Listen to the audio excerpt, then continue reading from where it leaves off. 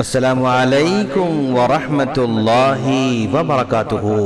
اوشند ABM school کے چھوٹے چھوٹے ننھے مننے پیارے پیارے بچوں کا ہم اسلامک سٹڈیز میں استقبال کرنے جا رہے ہیں۔ پیارے بچوں، آج ہم لوگ عقیدے کا لیسن کوشچن آنسر کی شکل میں یاد کریں گے انشاءاللہ۔ کوشچن، پیارے بچوں، جانتے ہو مسلمان بننے کے لیے کیا پڑھنا پڑتا ہے؟ جواب، مسلمان بننے کے لیے کلمہ پڑھنا پڑتا ہے۔ وہ کلمہ کیا ہے؟ اشہد ان لا الہ الا اللہ واشہد ان محمدا عبدہ ورسولہ۔ پیارے بچوں، کیا آپ جانتے ہیں کہ اس کلمے کا ترجمہ ٹرانسلیشن کیا ہے؟ جواب، اس کلمے کا ٹرانسلیشن یہ ہے، میں گواہی دیتا ہوں کہ اللہ کے سوا کوئی معبود برحق نہیں ہے، یعنی عبادت کے لائق نہیں ہے، اور میں گواہی دیتا ہوں کہ محمد صلی اللہ علیہ وسلم اللہ کے بندے اور رسول ہیں۔ پیارے بچوں، کیا آپ جانتے ہیں کہ اللہ کون ہے؟ جواب، آؤ ہم آپ کو بتائیں گے۔ اللہ وہ ذات ہے جس نے ہم کو پیدا کیا ہے، وہ ہمیں روزی دیتا ہے، وہ ہمیں بارش دیتا ہے، وہ ہمیں کھانا دیتا ہے، اور اس نے چاند کو، سورج کو، آسمانوں کو، زمین کو، سب کو اس نے پیدا کیا ہے۔ وہ اللہ ہے۔ اللہ تعالیٰ کو آپ نے کیسے پہچانا؟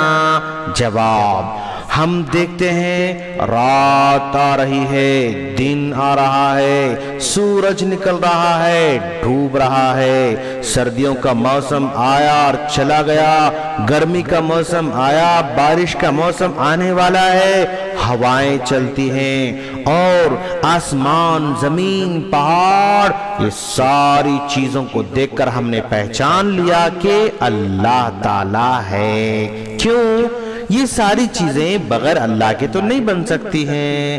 اور پیارے بچوں، آپ لوگوں نے بار بار ایمان مجمل، ایمان مفصل کا لفظ سنا ہوگا۔ ایمان مجمل کس کو کہتے ہیں؟ ایمان مجمل کا مطلب بس یہ کہنا آمنت باللہ، میں اللہ پر ایمان لایا، شارٹ کٹ میں اس کو ایمان مجمل کہتے ہیں، شارٹ میں۔ اور ایمان مفصل کسے کہتے ہیں؟ ایمان مفصل مطلب ڈیٹیل میں، آمنت باللہ وملائکتہ وکتبہ ورسلہ والیوم الآخر والقدر خیرہ وشرہ والبعث بعد الموت۔ میں ایمان لایا اللہ پر، اس کے فرشتوں پر، اس کی کتابوں پر، اس کے رسولوں پر، آخرت کے دن پر، اور تقدیر کے اچھے اور برے ہونے پر۔ اس کو ایمان مفصل کہا جاتا ہے۔ پیارے بچوں، آپ لوگوں نے یہ بھی سنا ہوگا بار بار، غیب پر ایمان لانا، غیب پر ایمان لانا۔ آخر غیب پر ایمان لانے کا مطلب کیا ہے؟ آؤ ہم آپ کو سمجھاتے ہیں۔ وہ چیزیں جن کو کوئی آدمی نہیں دیکھ سکتا، اللہ تعالیٰ کے نبی کے کہنے پر ان پر ایمان لانا ایمان بالغیب کہلاتا ہے۔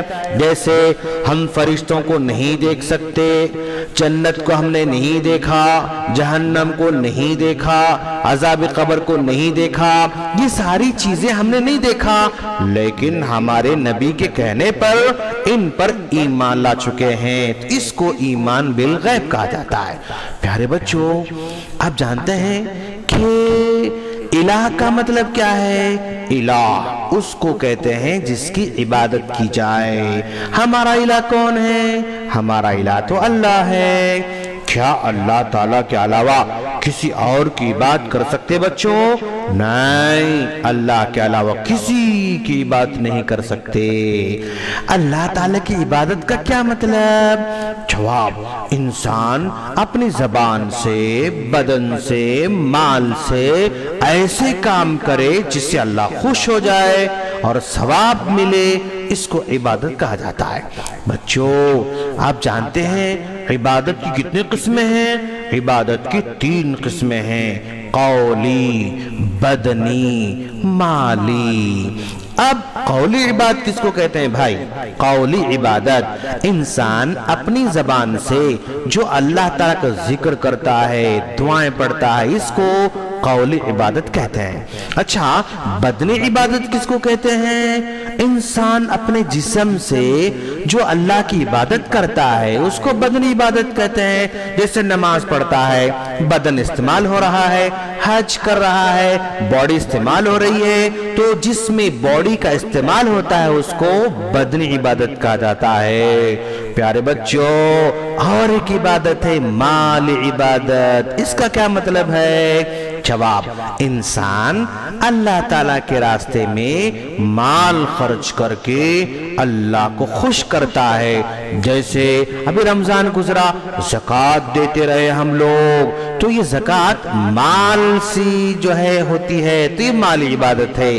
صدقہ کرنا، خیرات کرنا، کسی کو راشن دینا، پیسے دینا، کھانا دینا، کپڑے دینا، یہ مالی عبادت یعنی مال خرچ کرتے ہیں۔ قولی زبان کا استعمال، بدنی بدن کا استعمال، مالی مال کا استعمال۔ اور بچوں، جانتے ہیں آپ کہ اللہ تبارک و تعالیٰ نے ہم سب کو کیوں پیدا کیا ہے؟ اللہ تعالیٰ نے ہم سب کو اپنی عبادت کے لیے پیدا کیا ہے۔ پیارے بچوں، آج کے اتنا کافی ہے، پھر ملیں گے ہم انشاءاللہ۔ السلام علیکم ورحمۃ اللہ وبرکاتہ۔